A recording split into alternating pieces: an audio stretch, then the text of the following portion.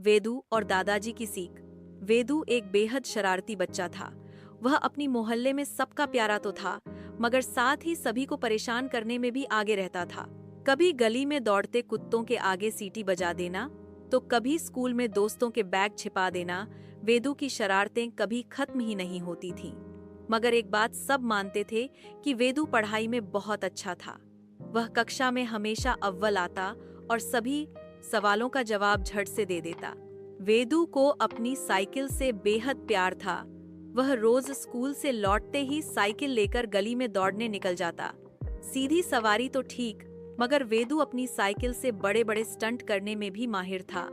कभी हाथ छोड़कर साइकिल चलाता, तो कभी आगे का पहिया उठाकर दौड़ाने लगता। सभी उसकी तारीफ तो करते थे, मगर वेदू के दादाजी हमेशा चिंतित रहते थे। दादाजी बार बार वेदू से कहते, बेटा साइकिल धीरे चलाओ, यह शरारतें एक दिन तुम्हें चोट पहुंचा सकती हैं।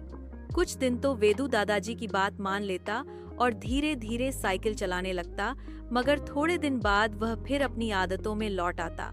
एक दिन शाम को वेदू अपनी साइकिल से स्टंट कर रहा था। वह पूरी रफ्तार में साइकिल दौड़ा रहा था कि अचानक एक गड्ढे में पहिया फंसा और वेदू साइकिल समेत जमीन पर गिर गया।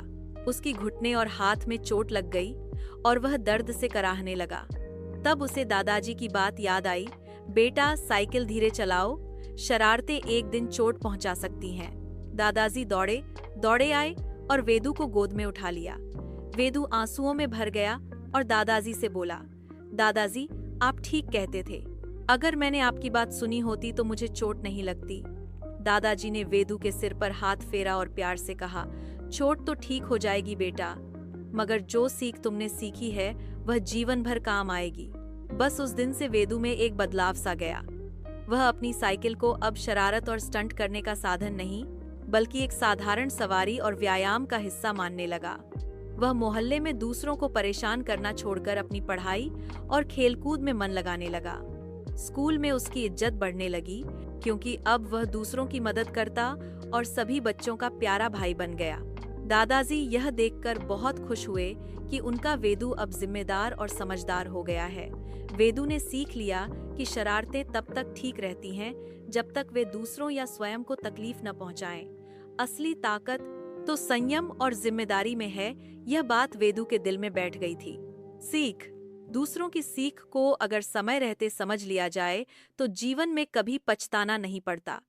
शरारतें तब तक प्यारी हैं जब तक वे दूसरों या स्वयं को नुकसान न पहुंचाएं। जिम्मेदारी और संयम में ही जीवन का सच्चा आनंद है।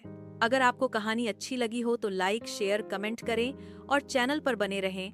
और नई कहानी के लिए चैनल को सब्सक्राइब करें और बेल आइकन दबाना न भूलें।